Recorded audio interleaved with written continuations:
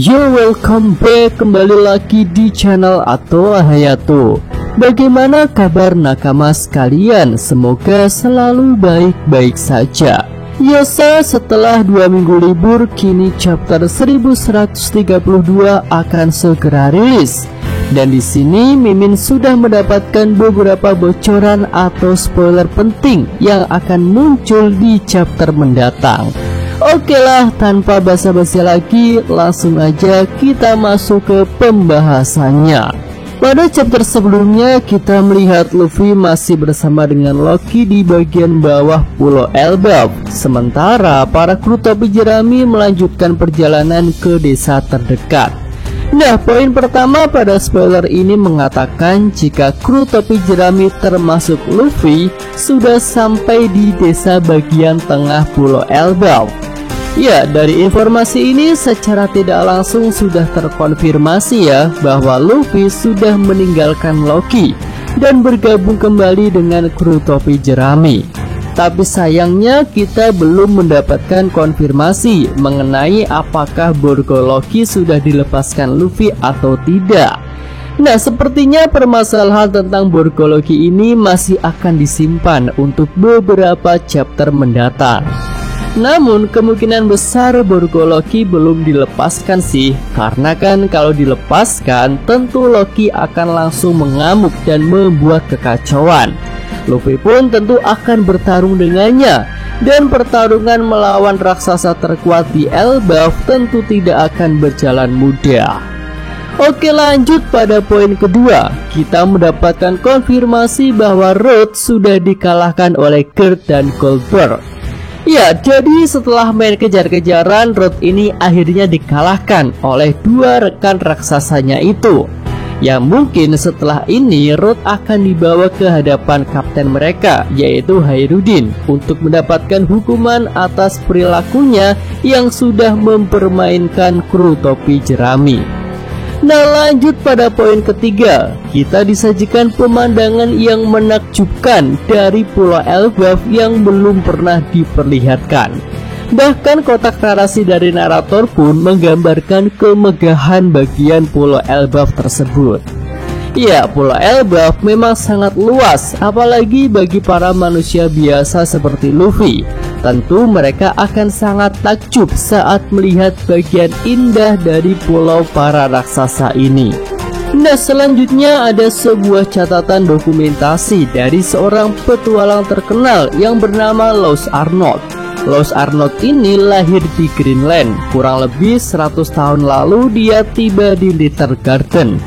Dalam buku sejarah Brackman, Laws Arnold menuliskan, bagi orang-orang yang tinggal di sini, pulau ini ibarat taman kecil. Begitulah kami menyebut pulau ini. Dan akhirnya pulau tempat pertarungan Dory dan Brogy itu dikenal dengan nama Little Garden atau taman kecil.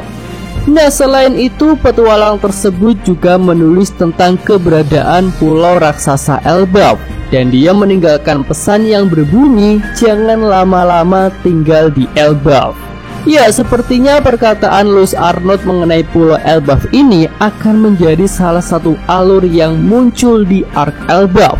Sepertinya akan ada hal-hal aneh, misterius, dan juga menakutkan yang nantinya akan muncul. Namun satu hal yang bisa membuat orang tak mau berlama-lama di Elbaf tentu adalah karena adanya pertempuran tanpa henti yang terjadi di sana.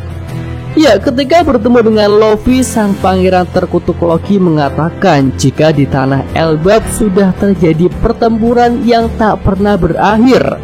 Jadi tentu adanya pertempuran akan membuat orang-orang yang berkunjung ke sana tidak akan betah, hingga tak mau berlama-lama di pulau para raksasa itu.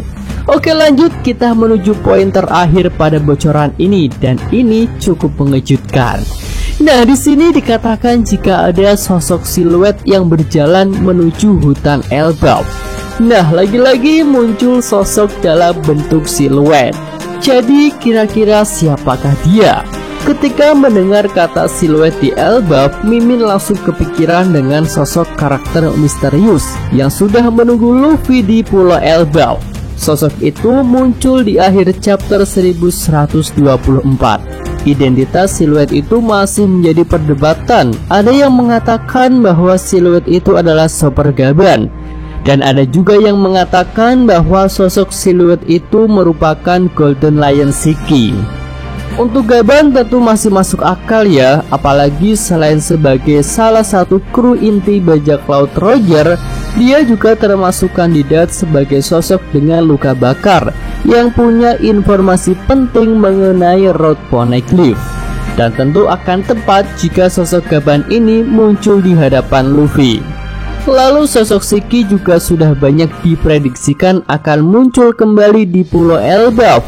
Terlebih lagi ada petunjuk penting yang muncul di chapter 1131 lalu, yaitu kemunculan beberapa hewan buas raksasa di sekitar tempat Loki berada.